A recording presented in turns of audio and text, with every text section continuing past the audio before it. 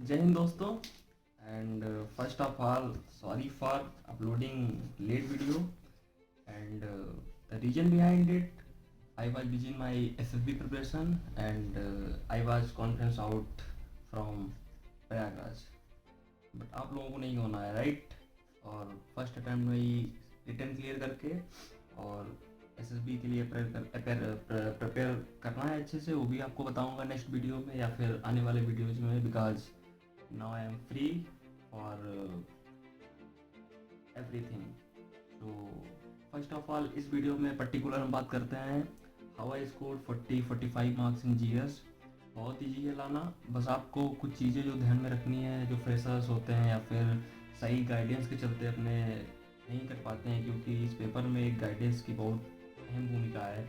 क्योंकि सारे स्टूडेंट को आई थिंक सही गाइडेंस नहीं मिल पाता है। मेजॉरिटी आप लोगों में ठीक है, कुछ लोग कोचिंग से या फिर कुछ लोग भाई रिपीटर्स को प्रॉब्लम नहीं होती है राइट, क्योंकि फर्स्ट अटैम्प्ट में या सेकेंड अटैम्प्ट में वो सब समझ जाते हैं कि कैसे क्या करना है, कहाँ से कितने क्वेश्चन करने हैं, या फिर जो पाथ होता है एग्ज़ाम क्वालिफाई करने का सीडीएस वो क्या है, तो उनका क्लियर हो जाता है।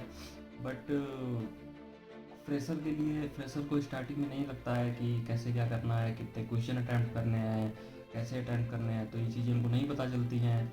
और अटैम्प्ट बेस्ट होना सच में बहुत दुखदाई होता है, बहुत कष्ट होता है बाद में, क्योंकि फिर बाद में समझ में आता है काश ये चीज़ ऐसे टाइम पे कर ली होती तो शायद 1 2 3 अटैम्प्ट जो कि मुझे थर्ड अटैम्प्ट तक लगे वो आपको ना लगे। बस एक यही प्रयास है कि जो अटैम्प्ट लगे मुझे 3 वो आप लोगों को ना लगें। बस सेल्फलेस होकर यही बात आप लोगों के सामने रखना चाहता हूँ। सो अगर पर्टिकुलर जीएस पोर्शन की बात करें तो वैसे English is the backbone of the CDS paper, but GS को इग्नोर नहीं किया जा सकता। The importance of GS is you know very well. इस बार तो पेपर 2 बार से पेपर तो ऐसा आ रहा है कि हाँ इजली 40-45 क्वेश्चन डुएबल थे आई थिंक थे। बाकी तो जानते हैं आप कि इंग्लिश में, बट आजकल इंग्लिश का भी वही सेम पैटर्न चेंज हो रहा है, कुछ अनएक्सपेक्टेड है, क्या हो पूछ ले क्या हो। तो बात करते हैं आपसे बुक लिस्ट की जीएस में। मैंने सी डी एस पर 2025 क्वालिफाई किया and I score 40-45 marks in G S exam. So how you can score, so video को लास्ट तक जरूर देखना अगर पसंद आए तो। सो अगर पर्टिकुलर बात करते हैं अगर साइंस की बात करते हैं कि आपको साइंस में कौन सी बुक फॉलो करनी चाहिए, जो मैंने फॉलो की, तो फर्स्ट ऑफ ऑल आपको साइंस के लिए 9th क्लास की ये एन बुक खरीद लेनी है। ये 9th की कुछ लोगों के पास होगी भी, और जिनके पास नहीं है वो परचेज कर सकते हैं, सेकेंड हैंड ले लो कोई दिक्कत नहीं है। और ये साइंस की 9th की एन बुक एंड सेकेंड जो साइंस की बुक है क्लास 10th की ये वाली, ये एन की बुक।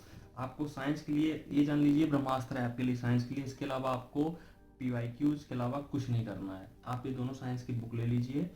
और ऐसे नहीं पढ़ना है कि आपने पढ़ा, जैसे देखिए मैंने जैसे पढ़ा था कि आपने जैसे कोई लाइन पढ़ी like the temperature at which a liquid start boiling at the atmosphere pressure is known as boiling point.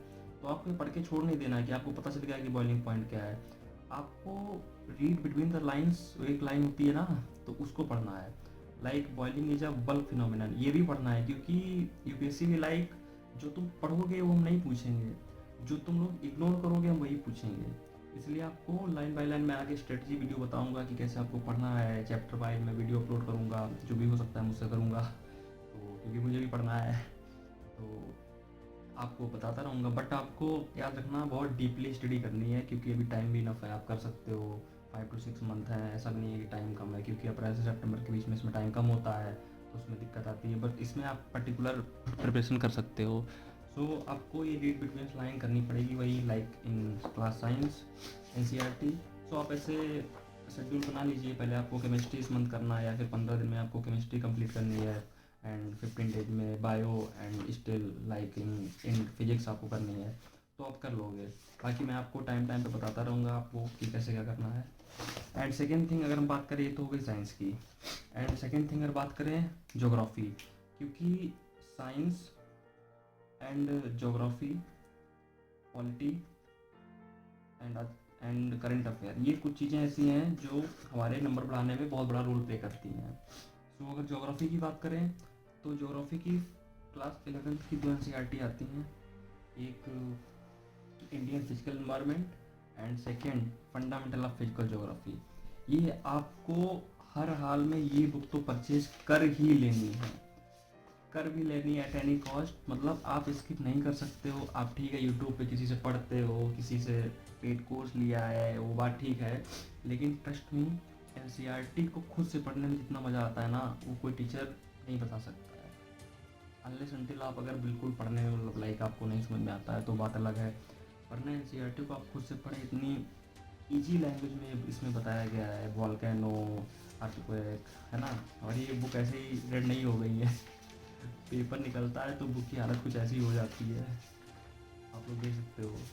तो मैं आपसे यही कहूँगा कि ज्योग्राफी के लिए एक fundamental of physical geography and Indian physical environment, ये 2 बुक्स आती हैं, इनको आप परचेज कर लीजिए। और सेकेंडली फिर आपको पीवाईक्यू के अलावा कुछ करने की नीड नहीं है। एंड कुछ लोगों को पॉलिटी का है, पॉलिटी का देखो मैं भी फॉलो करता हूँ, मेजॉरिटी लोग फॉलो करते होंगे, उसका कोई चेंज नहीं है, सिर्फ उसकी एक ही बुक है लक्ष्मीकांत, तो आपको पढ़ना है। और इसमें ये नहीं पूरा पढ़ने बैठ गए तो पूरा पढ़ना है, इसको पूरा नहीं पढ़ना होता है। इसमें मेन सेलेक्टेड टॉपिक है, वो आपको मैं सब्जेक्ट वाइज बता दूंगा कि कौन सा इंपॉर्टेंट है कौन सा नहीं है। आप वेट करें वीडियो को, आपको रेगुलर वीडियो मिल जाएगी। सो इसमें सारा कुछ नहीं पढ़ना होता है, बस इंपॉर्टेंट आपको पढ़ना होता है, वो मैं आपको बता दूंगा। एंड फिर आगे बात करें हिस्ट्री। लोगों का खौफ होता है हिस्ट्री कैसे पढ़ेंगे, हिस्ट्री तो भैया दिक्कत होती है, कैसे समझें। बट आपको इतना तो कर सकते हैं, जैसे ये 12th क्लास की 3 एनसीईआरटी हैं थीम्स, ये बता देता हूँ। थीम्स 1 है, ये एंशियंट है, एंड थीम सेकेंड ये मिडाइवल हिस्ट्री है, and themes in Indian history part 3 ये मॉडर्न हिस्ट्री है। आप देख सकते हो इससे पतली किताब क्या ही होगी। 9th क्लास 10th क्लास की एनसीईआरटी साइंस की है, उससे भी पतली किताब है, और इसको आप पढ़ सकते हो। अगर आपको इसको सब्स्टिट्यूट चाहिए वो भी मैं आपको बता दूंगा, लेकिन मैं कहूँगा कि आपसे इससे क्वेश्चन आते हैं, मैंने खुद ऐसा फील किया है, मेरे क्वेश्चन फंसे हुए हैं, इससे आते हैं। और इस बार जो CAPF का इवेंट पेपर था तो उससे भी आए। आप ज़्यादा किसी फैलावे में ना आए, इसकी वीडियो देख लें, उसकी वीडियो देख लें, इस कोचिंग का पेड कोर्स ले लें, फला कोचिंग का पेड कोर्स ले लें। यार सीधे आपको जब किताब बुक्स पता है तो आप पढ़िए बैठ के, कोई दिक्कत आए तो उसकी आप यूट्यूब पे हज़ारों है, किसी की हेल्प ले सकते हो। स्टिल आप पढ़ना तो शुरू करिए, वो तो करना आप ही को है। तो ये बात हो गई हिस्ट्री की। एंड लास्ट जो इकोनॉमी की बात है, तो इकोनॉमी में आपको एक बुक ये परचेज कर लेनी है, मैक्रो इकोनॉमी, ठीक है। माइक्रो की बात, एक माइक्रो एक मैक्रो, तो आपको भी मैक्रो परचेज कर लेनी है। सेकेंड हैंड मिल जाए, सेकेंड हैंड आप लोग प्रेफर करिएगा, ये नहीं कि नहीं, क्योंकि क्वेश्चन मेजॉरिटी फिजिकल डेफिसिट वाला हुआ, मनी सिस्टम हुआ, बैंकिंग सिस्टम हुआ, तो मनी एंड बैंकिंग ये सब इसी से मेजॉरिटी कवर हो जाता है। बाकी जो बचा हुआ होगा वो आपको बता देंगे, उसमें कोई वो नहीं है। बट आपको स्टिल इन सब के बाद भी एक चीज़ लास्ट ये है कि पढ़ना आप ही को है, पढ़ना आपको है, आपके बदले मैं पढ़ नहीं सकता। ये बुक्स हो गई, किताबें हो गई, कॉपी हो गई, स्ट्रेटजी हो गई, पेड कोर्स हो गया, कुछ नहीं होता उससे, ट्रस्ट में सब करके देखा हुआ मैंने। पढ़ना आपको ही है, तभी पेपर क्वालिफाई होगा। और आई थिंक ये वीडियो आपको बहुत हेल्प करेगी। एंड सीरियसली ये सब पहल इसलिए है कि आप लोग जो आपको 3 अटैम्प्ट 4 अटैम्प्ट लग रहे हैं, आप लोग समझ नहीं पाते हो कहाँ से पढ़ना है, किससे पढ़ना है, क्या सही है क्या गलत है, क्योंकि मार्केट में इतनी मिथ है, ये पढ़ो यहाँ से आता है ये वो। तो आपको बस इतना बताना है कि इन बुक से ही CDS CAPF पेपर क्लियर किया जा सकता है।